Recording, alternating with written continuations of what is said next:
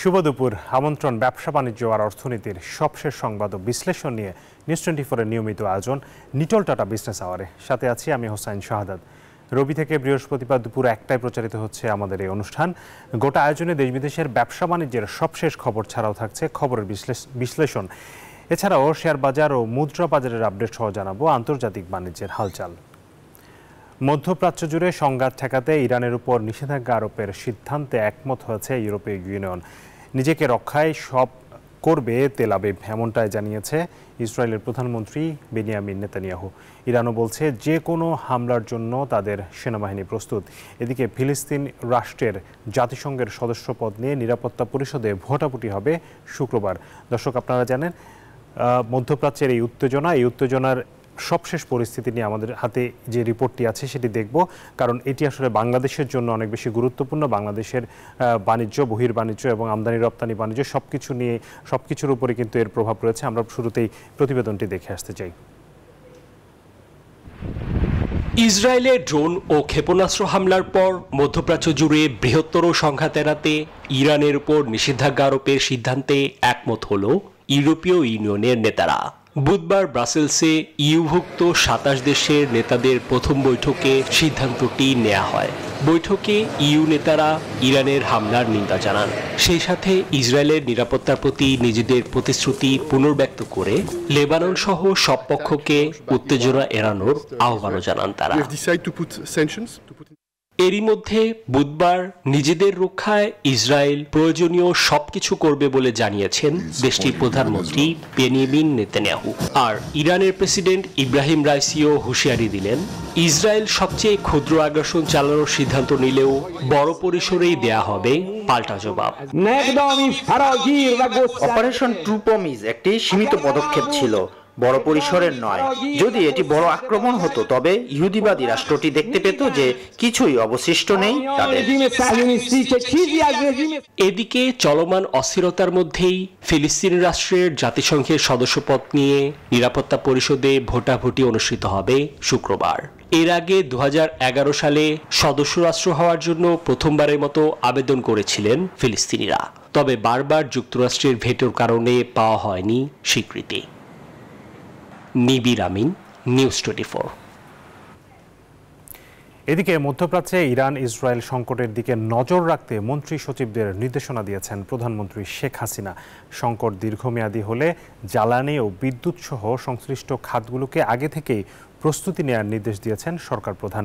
মন্ত্রিপরিষদ বৈঠক শেষে গতকাল এসব নির্দেশনার কথা জানিয়েছেন সচিব।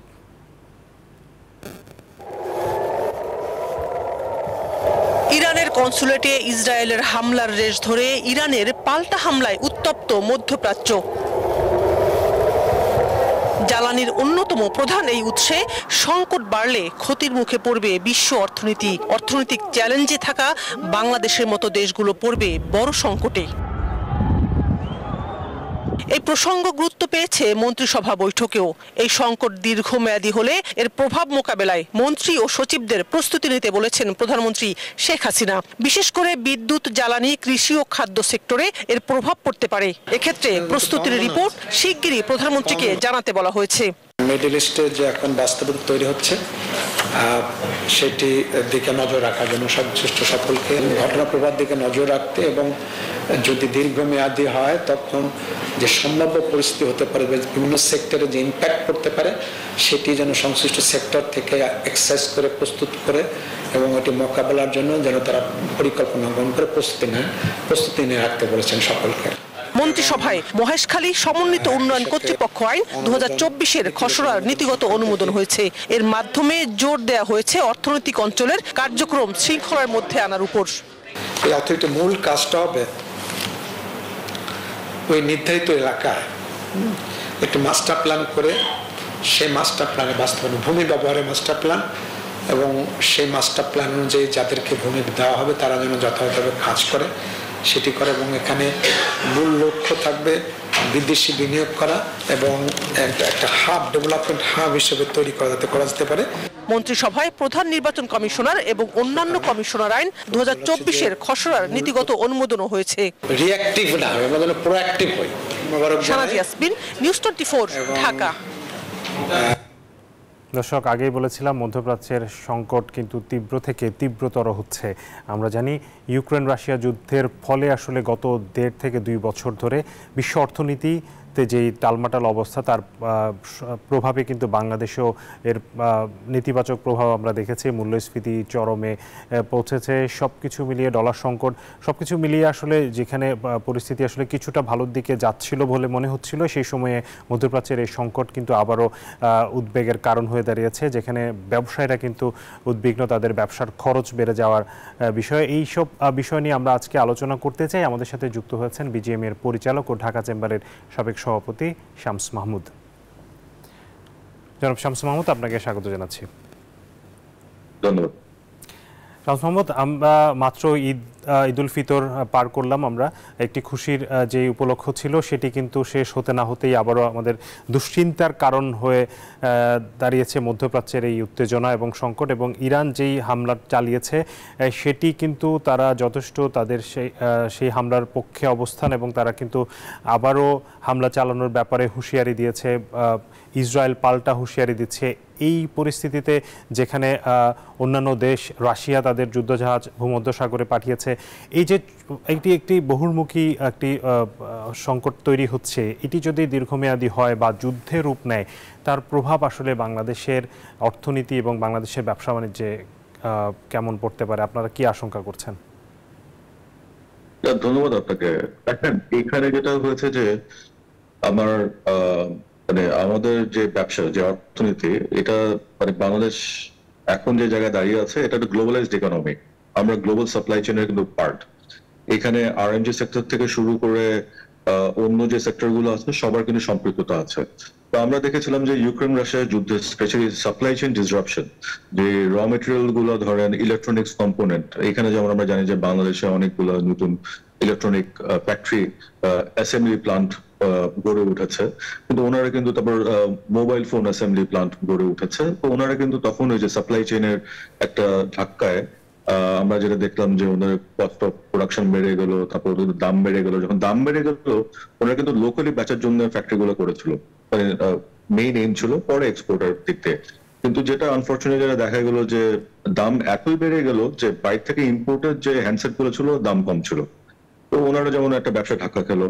তারপর ধরুন খাদ্যদ্রব্যের দিক দিয়ে যদি আপনি দেখেন, আমরা অনেক আমদানি করতাম, কারণ ওই ইউক্রেন রাশিয়ার ওই বেলটা ছিল আপনার ভিট, বোয়িং, গম ওখান থেকে আসতো। তারপর অনেক অনেক ডিফারেন্ট টাইপের খাদ্যদ্রব্য আমরা আনতাম। তো যেটা ওটার এফেক্ট হচ্ছে গ্লোবালি ওটার দাম বেড়ে যায়। তো গ্লোবালি যখন দাম বেড়ে যায়, আমরা যখন কিনতে যাই তখন আমরা কিন্তু উচ্চ দামে কিন্তু জিনিসগুলো, পণ্যগুলো কিনতাম। তো কেনার কারণে যেটা হয়েছে, বাংলাদেশের ইনফ্লেশনের যে এফেক্টটা আমরা লক্ষ্য করছি বিগত বছরে, এটা কিন্তু ওটার একটা প্রভাব ছিল। আর এটার পাশে যেটা আরেকটা ছিল যে যদিও ইউক্রেন একটা অয়েল প্রডিউসিং কান্ট্রি ছিল না, কিন্তু তেলের উপর কিন্তু এটা একটা প্রভাব পড়েছিল, যেটার কারণে যেমন আমার এনার্জি বিল কিন্তু বেড়ে গেছে। আমার তেলের দামও বেড়ে গেছে, গ্যাসের দামও বেড়ে গেছে, ইন্টারন্যাশনাল বাজারও বেড়ে গেছে। তো যেটা বললেন যে ইরানের যে ব্যাপারটা, ইরান ইসরায়েলের যে ব্যাপারটা, এটা আমরা একটু চিন্তিত, কারণ this is the major oil producing reason ওয়ার্ল্ডে। তো এখানে যদি কোনো অয়েল ফিল্ডে ধরো আগুন লাগে অথবা হামলা হয়, তখন যেটা হবে যে অটোমেটিক্যালি জিনিসের তেলের দাম বেড়ে যাবে। অলরেডি আমরা লক্ষ্য করছি যে ব্রেন্ট ক্রুডের দাম বেড়ে গেছে, ইন্টারন্যাশনাল যে স্পট প্রাইস গুলো আছে অলরেডি কিন্তু বেড়ে গেছে। তো যেহেতু বেড়ে গেছে, একটা ভালো জিনিস যে মাননীয় প্রধানমন্ত্রী গতকালের যে কোঅর্ডিনেশন মিটিং ছিল, ওখানে কিন্তু উনি অলরেডি কিছু দিক নির্দেশনা দিয়েছে যে আগের থেকে যাতে আমরা এগুলো পরিকল্পনা করে ধরেন পারচেস যেগুলো করে থাকি এগুলো যদি করতে পারি। একই সাথে আপনারা জানেন যে বিজিএম এর থেকে আমরা অনেকগুলো উদ্যোগ নিয়েছিলাম, স্পেশালি নিউ মার্কেট এক্সপ্লোরেশন। তো এইটা আমাদের ছিল যে ইউরোপে যখন কোভিড যখন আসলো, তখন আমাদের ইউরোপ, আমেরিকা, তারপর মেইন যে মার্কেট গুলো, ট্রেডিশনাল যে মার্কেট গুলো আমরা সবসময় করতাম এক্সপোর্ট, ওখানে অনেকখানি কিন্তু আমরা ধরেন আমাদের এক্সপোর্ট অর্ডার কমে গেছিল। ওটার কারণে বিজিএম এর থেকে একটা উদ্যোগ নেওয়া হয়েছিল নতুন মার্কেট এক্সপ্লোরেশন। তো নতুন মার্কেট এক্সপ্লোরেশন করতে গিয়ে কিন্তু মিডল ইস্টার্ন মার্কেট আমাদের জন্য একটা খুবই সম্ভাবনার একটা মার্কেট ছিল। আমরা কিন্তু ওখানে এক্সপোর্ট, আপনি যদি পরিসংখ্যান দেখেন গত 3 মাসে, ওখানে কিন্তু আমাদের এক্সপোর্ট অনেক মাত্রায় বেড়ে গেছে, পার্সেন্টেজ ইনক্রিজ হয়েছে ইয়ার অন ইয়ার। সৌদি আরবিয়াতে বলেন, ইউএই তে বলেন। আর এখানে যেটা এখন আমরা আশঙ্কা করছি যে এই ইসরায়েল এবং ইরানের যে যুদ্ধের যে জিনিসটা এখন হচ্ছে প্যালেস্তাইনের সহ, এইটার যে প্রভাবটা পড়বে এইখানে মানে ওই রিজনটা আমাদের জন্য একটু প্রবলেমেটিক হয়ে যাবে। এখন আমরা আমরা এক্সপেক্ট আমরা আশঙ্কা করছি যে কিছু অর্ডার কমবে, বাট উই আর হোপফুল যে আগের মতনও এরকম চ্যালেঞ্জ আমরা অনেক মোকাবেলা করেছি। কিন্তু এবার যে প্রবলেমটা যেটা হবে, মিডল ইস্টার্ন মার্কেটে কিন্তু সৌদি আরবিয়া ওয়াজ আ গ্রোয়িং মার্কেট, যেটা আগে বললাম। ওর সাথে সৌদি আরব থেকে কিন্তু ইরাকে অনেকগুলো ক্রেতা আছে আমাদের, নতুন মানে কাস্টমার হয়েছে আমাদের, যারা সৌদি আরব থেকে মালগুলা নিয়ে যেত। আবার দুবাইতে যে দোকানগুলো ছিল ওখান থেকে কিন্তু সিআইএস কান্ট্রি, এই ধরেন ফর্মার রাশিয়ান যে স্টেট গুলো আছে ওখানে নিয়ে যেত। আবার নর্থ আফ্রিকা যে দেশগুলো আছে ওরা কিন্তু দুবাই থেকে আবার শিপমেন্ট করতো। তো ওই বিজনেসটা আমরা মানে আশঙ্কা করছি যে একটু সমস্যা হবে। এবং এর আরেকটা প্রভাব যেটা হবে যে আমরা ইউরোপ আর যে রপ্তানিটা করে থাকতাম, এখন যেহেতু এই উত্তেজনা এখানে দেখা যাচ্ছে, আপনার সুয়েজ ক্যানাল না ইউজ করে এটা আফ্রিকার ওই কেপ অফ গুড হোপ দিয়ে সাউথ আফ্রিকার ওদিক দিয়ে রুটটা নিবে। যখন এটা নিবে তখন কিন্তু শিপিং যে চার্জেস যেটা আমরা যেটা দিয়ে থাকি এটা কিন্তু বেড়ে যাবে। তো এটা এক্সপোর্টের ক্ষেত্রে কিন্তু আমাদের একটা ধাক্কা আসবে, এবং ইম্পোর্টের ক্ষেত্রেও কিন্তু ধাক্কাটা আসবে। কারণ যখন আমি ইম্পোর্ট করবো আমরা কিন্তু ওই রুটটা দিয়ে আনতে লাগবে, তখন জিনিসপাতির দাম কিন্তু বেড়ে যাবে, কারণ ওখানে অ্যাডেড কস্ট আছে। একই সাথে এয়ার ফ্রেটেরও কস্ট কিন্তু বেড়ে যাচ্ছে, বিকজ এয়ার ফ্রেট ওই রিজনটা প্লেন গুলো ডাইরেক্টলি ধরে ইরানের উপর দিয়ে যেটা ফ্লাই করতে এখন কিন্তু ওটা করবেন না, এখন ওটা ঘুরে যাবে একটু। তো ঘুরে গেলে যে কস্ট আসবে এটা তো আমাদের বহন করতে লাগবে। তো এটা ইম্পোর্ট বলেন, এক্সপোর্ট বলেন, আরএমজি এক্সপোর্ট বলেন, ইম্পোর্ট বলেন, সবকিছুর মধ্যে কিন্তু এটার একটা প্রভাব আসবে। যে এই যে প্রভাবটা আসবে, যেটি আমরা ইউক্রেন রাশিয়া যুদ্ধের প্রভাবে যেটি দেখেছি যে সারা বিশ্বে আসলে কাঁচামালের দাম বেড়েছে, ভোগ্যপণ্যের দাম বেড়েছে, যার প্রভাবে আসলে গত 2 বছর ধরে দেশে কিন্তু মূল্যস্ফীতি লাগামহীন পরিস্থিতি, এবং সেটি কিন্তু এখনও নিয়ন্ত্রণে আসেনি। যদিও আমরা আমাদের পার্শ্ববর্তী দেশে বা বিশ্ববাজারে পণ্যের দাম অনেকটা কমে আসলেও তার প্রভাব খুব একটা কিন্তু আমরা দেশের বাজারে দেখিনি। এই এমন পরিস্থিতিতে যখন আবারও একটি উত্তেজনা তৈরি হচ্ছে, আবারও নতুন করে দাম বাড়বে বিশ্ববাজারে, তার সেই ধাক্কা আসলে বাংলাদেশ কতটা সহ্য করতে পারবে, এবং বিশেষ করে সরকারের এই জায়গাটাতে এখন থেকে যেটি মাননীয় প্রধানমন্ত্রী বললেন গতকাল, সেখানে আসলে করণীয় কি, কি করতে পারে, যেটি অন্তত বাংলাদেশের মূল্যস্ফীতির জায়গাটাতে, যেটি এখন সবচেয়ে বড় সমস্যা, এবং ডলার সংকট, এই দুইটা জায়গাতে ধাক্কাটা খুব বেশি যাতে না লাগে, সেই জায়গায় কি করা যেতে পারে? একটা যেটা আছে যে দেখেন, এখানে এক্সপোর্টের ক্ষেত্রে ডলার আর্নিং এর ক্ষেত্রে যেটা ডলার কোশ্চেনটা আনলেন, এইটা কিন্তু অতটা এফেক্টেড হবে না। কারণ বাংলাদেশ আমরা যখন এক্সপোর্ট করছি ইউরোপে, ওটা কিন্তু সুয়েজ ক্যানাল দিয়ে যাচ্ছে। আমার কম্পিটিশন কারা, আপনার শ্রীলঙ্কা, ধরেন ভিয়েতনাম, চায়না, পাকিস্তান, ইন্ডিয়া, ওরাও কিন্তু সুয়েজ ক্যানাল দিয়ে এক্সপোর্টটা করবে। তো অ্যাজ সাচ যে এক্সপোর্টের যে অর্ডারটা আছে ওইটা কিন্তু এফেক্টেড হবে না, বাট এফেক্টেড যেটা হবে আমরা নিউ মার্কেট এক্সপ্লোরেশন যেটা বললাম, যেটা ওখানে এখনো প্রভাবটা আসেনি কিন্তু আসতে পারে। তো এইটা একটা জিনিস। আর একটা হলো যে তেলের যে জিনিসের তেলের দাম কিন্তু অলরেডি স্পট মার্কেটে কিন্তু বেড়ে গেছে। এটা প্যালেস্তাইন ইসরায়েলের যখন প্রথম গন্ডগোলটা হলো তখন থেকে কিন্তু বাড়া শুরু করলো। তারপর যখন ধরেন 2 সপ্তাহ আগে যখন আমরা আজ করতে পারছিলাম যে ইরান একটা হামলা করবে হতে পারে, আর যখন ইসরায়েল যখন লেবাননে যখন অ্যাটাক করলো তখন কিন্তু আমরা ধরে নিয়েছিলাম যে এটা একটা রিটেলিটরি অ্যাটাক হবে। ওইটার আশঙ্কায় কিন্তু আপনি যদি ইন্টারন্যাশনাল ক্রুড মার্কেটের ইয়েটা দেখেন, বেঞ্চমার্ক দেখেন, ওটা অলরেডি বেড়ে গেছে। তো এখন যেটা আমরা ভয় পাচ্ছি ওটা হলো যদি অয়েল ফিল্ড অ্যাটাক হয় তখন কিন্তু যেভাবে বাড়বে, এইখানে সরকারের যেমন আমরা জানি যে G2G অনেকগুলো পলিসি নিয়েছে। তো ওরা কিন্তু ইতিমধ্যেই যেমন অ্যাডভান্স পারচেজ কিছুটা এগ্রিমেন্ট অনুযায়ী করেছে। কিন্তু যেটা হবে যে আমরা এটার এফেক্ট অলরেডি এখন দেখতে পাচ্ছি যে আমেরিকান ডলার যেটা, এটা কিন্তু স্ট্রং হয়ে গেছে অলরেডি গত 2 দিনে। তো এটার একটা প্রভাব যেটা আসবে এখন জিনিসপাতি, কারণ আমরা ইন্টারন্যাশনাল যে ট্রেড করে থাকি, আন্তর্জাতিক যে ট্রেডটা করে থাকি, এটা কিন্তু মেইনলি USD তেই হয়। যেহেতু ওটা এখন স্ট্রঙ্গার হয়ে গেছে, আমার আগে যেটা ধরেন 120 টাকা, আমি কার মার্কেটের কথা যদি বলি, ধরেন আমার 120 টাকা যদি লাগতো ওটা কিনতে, ওটা এখন কিন্তু লাগবে 122 টাকা। ওই কস্টটা তো আলটিমেটলি কনজিউমারদের কাছে পাস ডাউন হবে। তো এটা কিছু করার নেই, এটা কিন্তু খালি বাংলাদেশ না, এটা বিশ্বের যারা আছে সাপ্লাই চেইনে, গ্লোবাল সাপ্লাই চেইনে জড়িত সবাই একই সমস্যায় পড়বো। এবং আশা করি যে আমাদের তারপর ধরেন সেচের যে এটা আসছে এগ্রিকালচার সেক্টরে যদি বলি, তেলের দাম যদি বেড়ে যায় আপনার কিন্তু এটার এফেক্ট কিন্তু আবার পাস ডাউন হবে কনজিউমারদের ঘাড়ে। আমরা আশা করবো সরকার যে G2G এগ্রিমেন্ট গুলো আছে এটা ঠিক করে যাতে ইম্পোর্টটা করতে পারে, করে যাতে এরকম মানে হঠাৎ করে যাতে ডিসরাপশন করে দাম যাতে হঠাৎ করে না বাড়ে, এই সিচুয়েশনে যাতে আমরা না পড়ি। ওটা পড়লে ওই ধাক্কাটা কিন্তু অ্যাবজর্ব করতে একটু কষ্ট হবে। মানে সেই সাথে নিশ্চয়ই দেশের যে খাদ্য উৎপাদন সেটিও যাতে স্বাভাবিক রাখা যায় সেটিও নজর দেওয়া লাগবে। আরেকটি বিষয় যে আপনি বলছিলেন যে ডলারের আসলে রপ্তানি খুব বেশি বাধাগ্রস্ত নাও হতে পারে, কিন্তু আমাদের যে ডলারের যে মূল আরেকটি বড় ফ্লো রেমিটেন্স, যেহেতু মধ্যপ্রাচ্যে আমাদের সবচেয়ে বড় শ্রমবাজার, সবচেয়ে বেশি মানুষজন আমাদের প্রবাসী ভাইরা থাকেন, সেখান থেকে কিন্তু ডলারের যেই ফ্লোটা আমাদের রেমিটেন্সের যে ফ্লো সেখানে তো একটি ধাক্কা নিশ্চয়ই আসতে পারে যদি সেখানকার সংকট হয়, যদি সেখানকার অর্থনীতি ক্ষতিগ্রস্ত হয়, যদি সেখানকার আমাদের কোনো কারণে তাদের চাকরিচ্যুত করা হয় এবং নতুন করে জনশক্তি রপ্তানি, যেটি গত দুই বছর ধরে খুব ভালো একটি রপ্তানি করছিলাম, সেই জায়গাটা তো একটি বাধার সৃষ্টি হতে তো পারে নিশ্চয়ই। ডেফিনেটলি ইউ অ্যাবসলিউটলি রাইট যে ওটাও কিন্তু একটা বড় একটা জিনিস, কারণ আমাদের এক্সপোর্টের পাশে আরএমজির পাশে আমাদের আরেকটা যেটা বড় একটা সিংহ ভাগ যেখান থেকে আমাদের ডলার আছে ওটা হলো যে স্পেশালি মিডল ইস্ট থেকে যারা টাকাটা পাঠায়।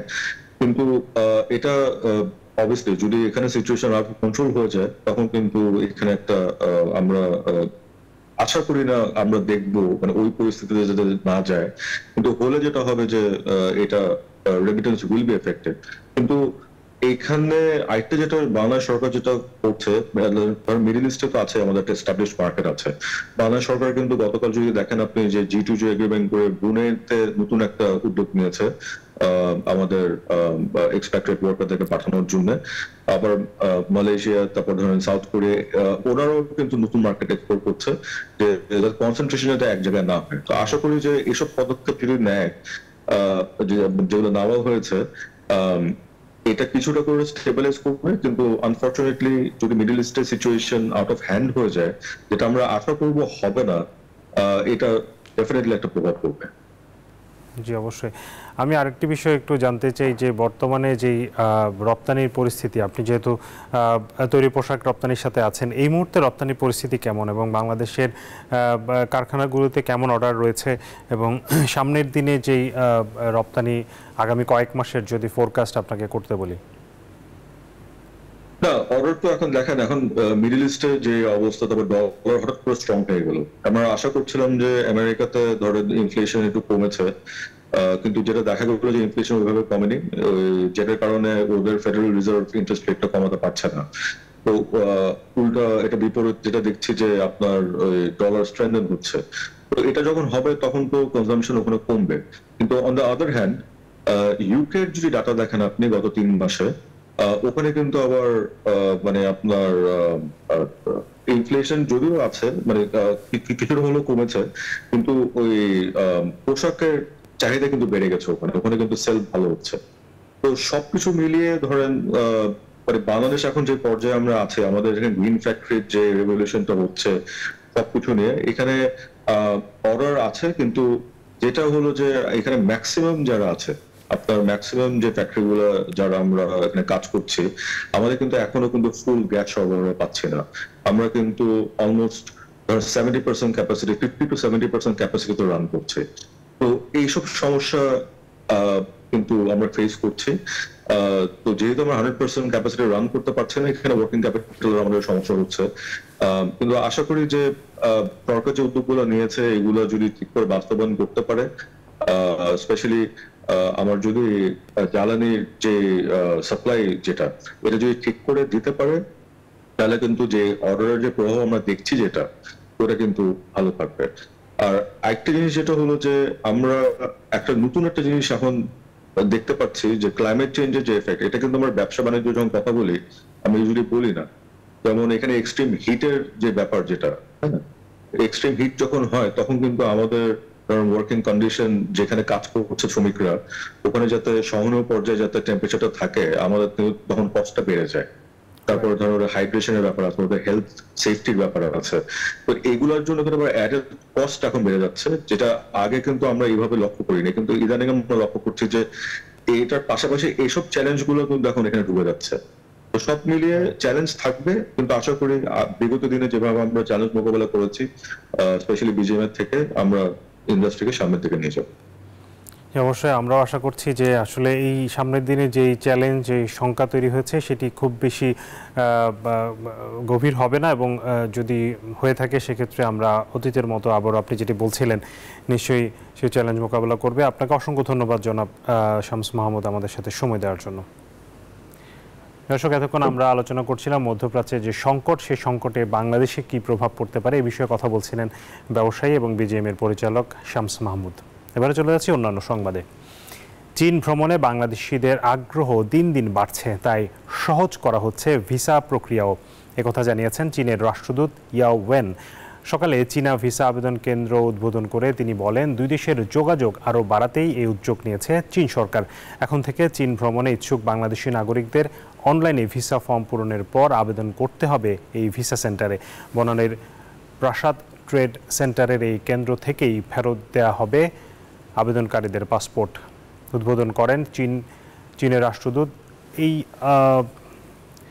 যেখানে উপস্থিত ছিলেন পররাষ্ট্র মন্ত্রণালয়ের মহাপরিচালক তৌফিক হাসান, ইয়াও ওয়ান বলেন, বাংলাদেশ ও চীনের মধ্যে সব ক্ষেত্রেই সম্পর্ক দিন দিন বাড়ছে।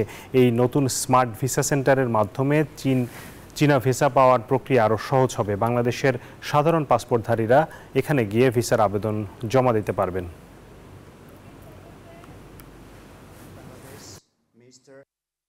Since the full resumption of visa insurance on March 15 last year, in order to meet the rising demand for personnel changes between China and Bangladesh, the embassy has rolled out a series of measures to facilitate Bangladesh citizens' travel to China. দেশের মানুষের খাদ্য ও পুষ্টি নিশ্চিতে কাজ করছে সরকার, জানিয়েছেন প্রধানমন্ত্রী শেখ হাসিনা। শেরেবাংলা নগরে বাণিজ্য মেলার পুরনো মাঠে প্রাণী সম্পদ সেবা সপ্তাহ উদ্বোধনী অনুষ্ঠানে তিনি কথা বলেন। মানুষের জন্য প্রয়োজনীয় আমিষ বাংলাদেশেই তৈরি করবে, এ খাতেও স্বয়ংসম্পূর্ণ থাকবে বাংলাদেশ। হচ্ছিল 2020 সালে জাতির পিতার জন্মশতবার্ষিকী এবং 21 সালে স্বাধীনতা সুবর্ণ জয়ন্তীর সময় অন্তত বাংলাদেশকে আমরা আরও এক ধাপ উন্নীত করব। আজকে আমরা উন্নয়নশীল দেশের মর্যাদা পেয়েছি, 2026 সাল থেকে তা শুরু হবে। এরই মধ্যে আমাদের প্রস্তুতি নিতে হবে, আর সেই প্রস্তুতিতে একদিকে যেমন গণমানুষের খাদ্য নিরাপত্তা নিশ্চিত করতে হবে, তাদের স্বাস্থ্য সুরক্ষার ব্যবস্থা করতে হবে, সেই সাথে সাথে আমিষ সরবরাহের জন্য আমাদের হাঁস মুরগি পশু পাখি যা কিছু দরকার, কারণ আমাদের আমিষ আমরাই তৈরি করব, আমাদের দেশের মানুষকে দেব। আমাদের লক্ষ্য প্রথম হলো খাদ্য নিরাপত্তা দেওয়া, দ্বিতীয় হলো পুষ্টি নিশ্চয়তা দেওয়া। এখন আমরা সেই পদক্ষেপই হাতে নিয়েছি। এবারে শেয়ার বাজারের খবর।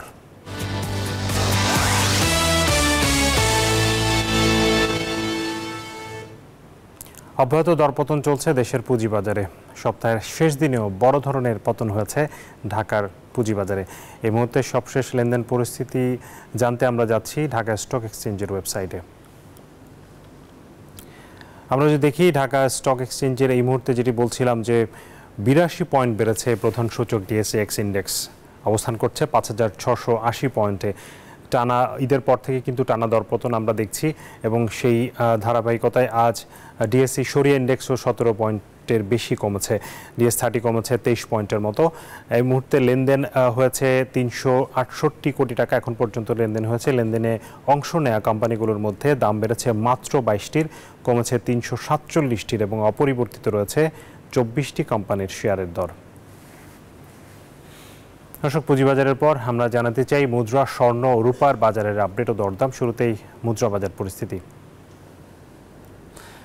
মুদ্রার বিনিময় মূল্য আমরা যদি দেখি, সোনালী ব্যাংক থেকে যেই তথ্য আমরা পেয়েছি, এই মুহূর্তে বাণিজ্যিক ব্যাংকগুলো মার্কিন ডলারে তারা কিনছে 114 টাকায়, বিক্রি করছে 115 টাকায়। ইউরো 125 টাকায় কিনে 131 টাকায় বিক্রি করা হচ্ছে। পাউন্ডের কেনা দর 143 টাকা, বিক্রয় 147 টাকা। চীনা ইউয়ান কেনা হচ্ছে 14 টাকায়, বিক্রি 17 টাকা। সৌদি রিয়াল কেনা হচ্ছে 28 টাকা 50 পয়সা, বিক্রি 31 টাকা 80 পয়সা।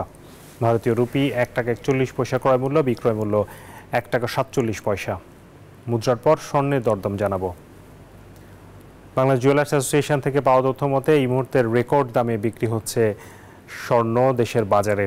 22 ক্যারেট স্বর্ণ, যেটি সবচেয়ে ভালো মানের স্বর্ণ বাংলাদেশের বাজারে পাওয়া যায়, সেটি প্রতি ভরি দাম উঠেছে 1,17,573 টাকা। 21 ক্যারেট স্বর্ণ কিনতে গুনতে হবে প্রতি ভরিতে 1,12,000 টাকার বেশি।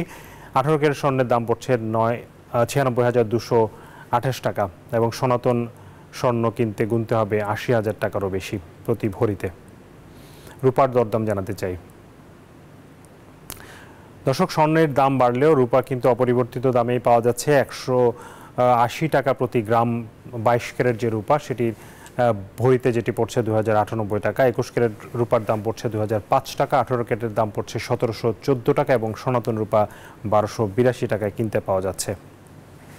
আবারও স্বাগত জানাচ্ছি নিটল টাটা বিজনেস আওয়ারে। এবারে বিশ্ব বাণিজ্যের খবর।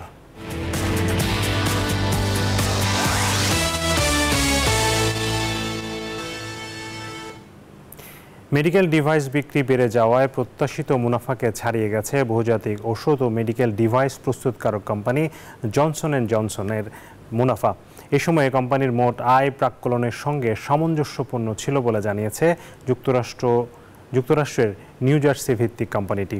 ওয়েল স্ট্রিটের প্রকাশিত প্রতিবেদনের তথ্য অনুযায়ী চলতি বছরের প্রথম 3 মাসে জনসন অ্যান্ড জনসনের মোট বিক্রি হয়েছে $2,138 কোটি, যা পূর্ববর্তী বছরের একই প্রান্তিকের তুলনায় 2% বেশি।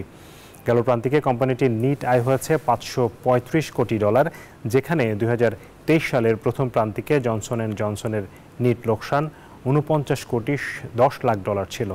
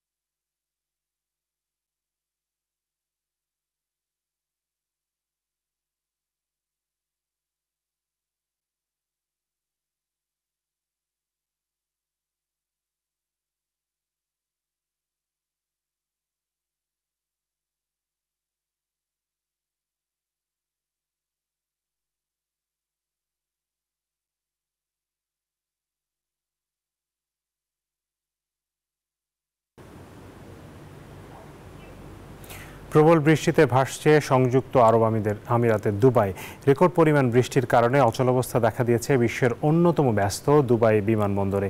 বেশ কয়েকটি অপারেশনাল চ্যালেঞ্জের সম্মুখীন হওয়ায় একান্ত প্রয়োজন ছাড়া কাউকে বিমানবন্দরে আসতে মানা করেছে কর্তৃপক্ষ। রানওয়ে থেকে শুরু করে বিমানবন্দরে ঢোকার রাস্তা, গাড়ি পার্কিংয়ের এলাকা সবই পানির নিচে তলিয়ে গেছে। ফলে থমকে গেছে বিমান ওঠানামা, থমকে গেছে পুরো শহর। গেল 75 বছরে এত পরিমাণ বৃষ্টিপাত হয়নি বলছে সংযুক্ত আরব আমিরাত আবহাওয়া দপ্তর। সংযুক্ত আরব আমিরাতের প্রতিবেশী দেশ ওমানেও প্রবল বর্ষণের কারণে দেখা দিয়েছে প্রচণ্ড বন্যা, যার ফলে দেশটিতে কমপক্ষে 18 জনের প্রাণহানি হয়েছে।